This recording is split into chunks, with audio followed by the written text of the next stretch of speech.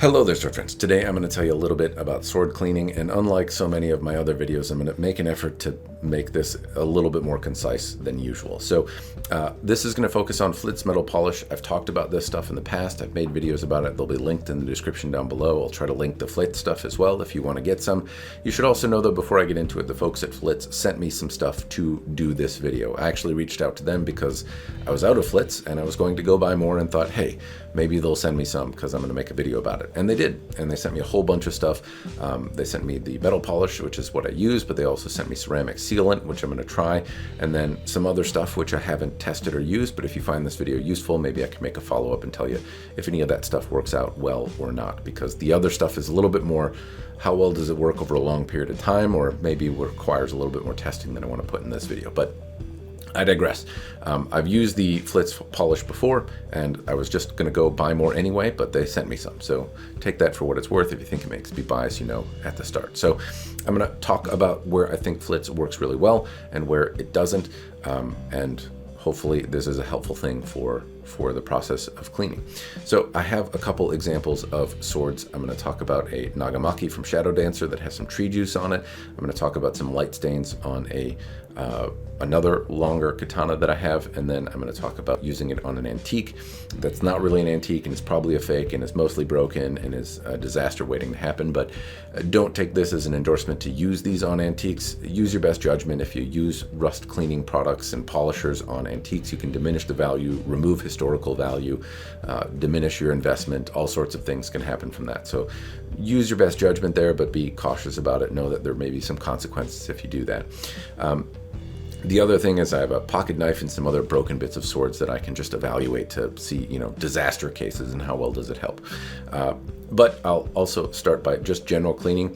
I use usually metal shop or blue shop towels. I get them at Costco. It's like $20 for a few rolls of these towels. They're not inexpensive, but if you use them primarily for polishing and cleaning, then they last quite a while.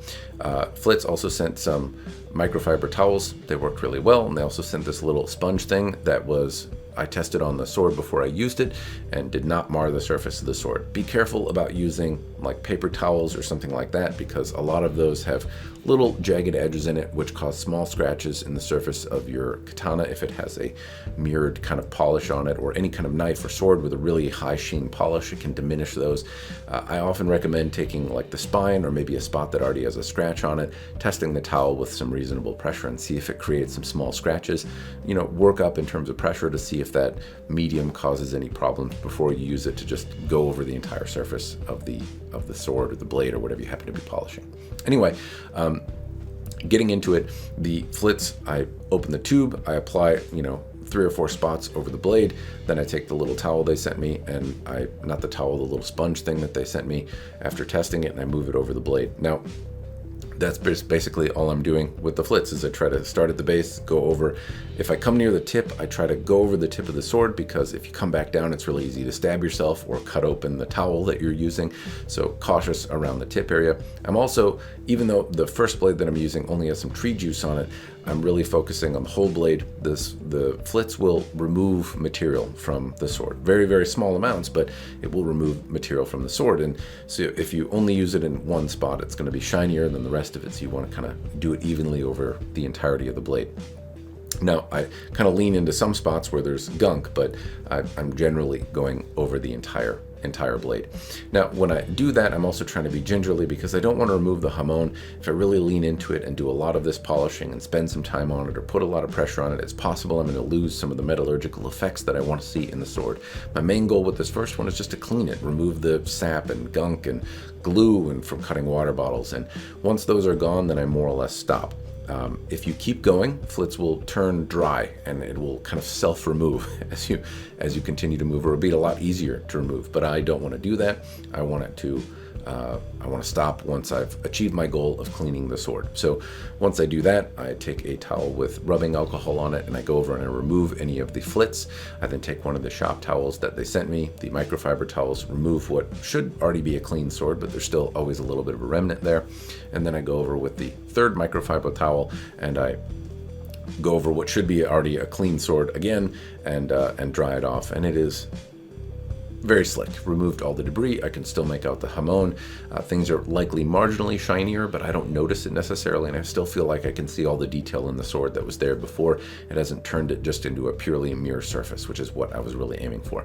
Now you can also see that it's not a miracle worker. There's scuffs and stuff like that still in the sword. Those aren't going to go away, and to make them go away would take a lot more polishing and time. So those are going to stay there, but I did get all the debris that was possible to get off the sword. I haven't marred the edge. As I'm polishing it, you probably notice as well, I'm trying to be cautious about not going over the surface of the edge, both not to cut the little sponge that they sent me, but also not to cut into my hand. So it will diminish the edge if you try to polish the edge right on it, and will dull it, and that's not ideal. So I still see the edge is really keen on there and good. I think it overall did a great job for cleaning.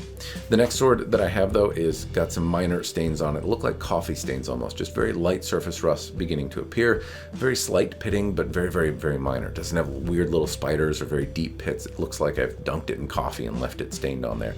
And again, I want to be cautious here because this has metallurgical effects in the surface of the steel I don't want to lose. So I'm going over it with Flitz again, doing gingerly passes over the whole sword, but over, kind of leaning in a little bit to where the stain is. And then I follow the same process. I don't want to do a whole lot of cleaning on this. I just want to remove what's there. And then once I've achieved my goal, I kind of back out and clean the sword off, following the same process as the previous one. And in this case, it removes it. I can still see remnants of those stains. Again, not a miracle worker. In the right light, I can see exactly where that rust was. But generally speaking, it's a lot better looking than it was. It's no longer brown. I can't see it from a distance, but I can certainly make out where they used to be up close. And I think the rust is largely under control here. It's something I'm going to have to monitor since this is a problematic one. The sword continues to rust. So perhaps the sealant that I sprayed on the towel and then applied afterward is going to help in this case. That's a little bit more of a how does it act over a long period of time, which isn't the purpose of this video, but sealants, oils often will help. This one is particularly problematic though. I've tried to clean out the saya, I've tried to dry out the saya, and it continues to rust in roughly the same spots over and over and over again. So I am eager to see if the sealant actually helps anything at all. The next one that I did though is an antique. Now this antique is maybe not an antique, it probably isn't actually, but it's rusted, it's got deep pits on it, it's got new rust beginning to form, and it's a good example of what will Flitz do and what won't it do. And so in this particular case, I cleaned off the surface with Flitz. I did about the same thing, and there's some notable things here. These little carvings in the surface of the steel hold a lot of the slurry that Flitz makes. The kind of paste gets in there, and it makes it kind of hard to clean out. And I don't know that I actually got it all cleaned out, but the metal paste kind of goes into some of these cracks and then becomes somewhat problematic to get back out. However, I was actually really impressed with how much it removed and also happy with how much it left. If you're trying to clean off an antique and just want the red rust to go away, but don't want to really like overly buff it or diminish the condition of things, then I kind of think that that's what this one did. It removed any of the red rust forming, but any of the pits or really deep stuff is really still there, and I can make out all of the sanding that used to happen, all of the cracks and all of that stuff. Are the main problem are those got filled with Flitz. And so when I went to go wipe it off with rubbing alcohol, well, it got all stuck on my towel. Now incidentally, I should mention here that wiping Flitz off with rubbing alcohol kind of likely defeats the purpose of the protectant, which is an aspect of Flitz. So when you clean it off and it dries on the blade, and then you wipe off that kind of dry residue with another dry towel, you're leaving some sort of protectant that Flitz has in it on the blade. But if you wipe it off with rubbing alcohol, you're probably removing that protectant that it has. So be aware that it's probably better to clean it, let it dry, and then remove it with a microfiber towel. You're going to get more out of your Flitz. I'm more or less using this to clean it, and then I want to go and like photograph it. So I'm not doing that, but that would be the better way to do it. I digress though.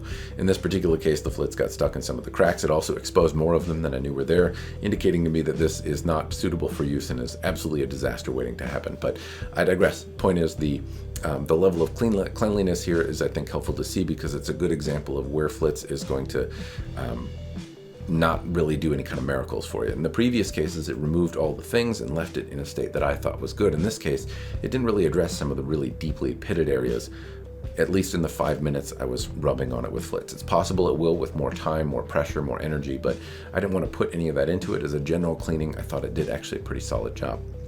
Now the other examples I have a little pocket knife I cleaned off. I thought it left the character of the knife. The little towel actually, or the sponge, let me get really close to the handle on the knife without causing scuffs and scrapes and stuff like that, and I didn't have to tape it up. So I was actually pretty happy with how the sponge worked.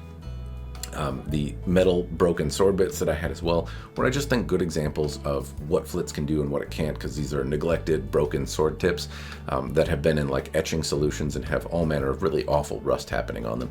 And the Flitz actually cleaned off a number of it. It took some of the red spots and turned them black, and I think stabilized them from further eating into the examples that I had there. And on the example with just really ugly, nasty rust, it stabilized it, it cleaned it off. It's not a brand new sword tip looking thing, but it's certainly much better looking, much cleaner, and much easier to look at than the previous example as it was. So anyway, those are the examples of before, after, what I did, and where I think it works. And for cleaning, for general light rust use, I think Flitz does an absolutely great job on some of these swords that I used. It doesn't destroy the polish. I can still make out the hada and some of the small details if I'm light with it.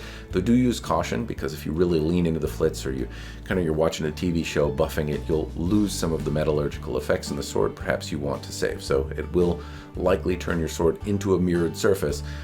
If that's not what you want, then use it gingerly and be aware of what you're cleaning while you're doing it. You can always wipe it off, see where you're at, and then apply more.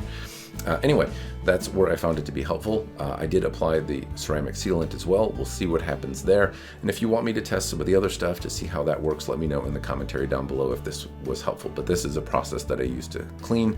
Hopefully you have a better idea now of where it's helpful, where it's not, what it's going to do, what it won't, and at least my process for doing it, as well as some tips to maybe make the process better. All right, sword friends, hopefully the video was useful and gave you some idea of what Flitz does, where it's useful and where it's not. That's all I can really share with you, though. If you want to see anything else, you have questions, throw it in the commentary down below. I'll link the product as well in the description down below if you're interested. But that's all I got. Thanks to the folks at Flitz for sending it my way, and cheers. Thanks for watching.